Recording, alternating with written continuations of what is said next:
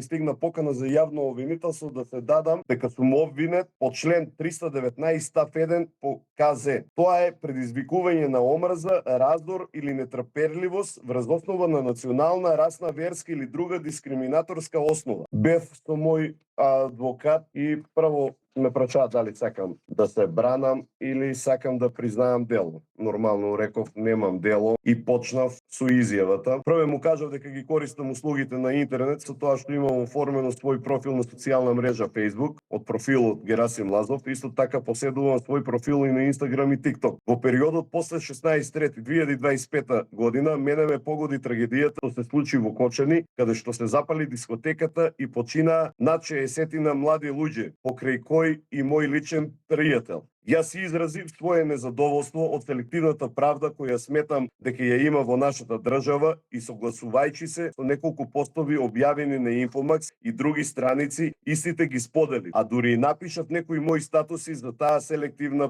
правда. Така, например, го споделив постот од Инфомакс дека дискотеката лиценцата ја добила во 2023 со важење до 2024. Исто така напишав статус дека нема завој и физиолошки раствор кој нешто го слушнав како изјава на министерот за здравство и побарав одговорност за тоа. Исто така имам објавено, односно споделено повик за протест од движењето кој е следен, кој повикаа сите на протест, ова не може да остане вака. Исто имам напишано статус со кој не се согласувам со изјавите на министерот, премиерот, но никаде истите не ги навредуваат. Значи се консултирав со адвокатот, исто и тој вели дека ова е политичка монтажа, дека нема ништо, дека е политичка хајка и дека се прави да се загуши и да се внесе страх во народот, да нема протести, да биде мирно. Ја не знам како може луѓето да седат мирни или да ги страда напишат статус или било што, да побарат право и правда, да има одговорност. Не барам никакви насилства, барам единствено да има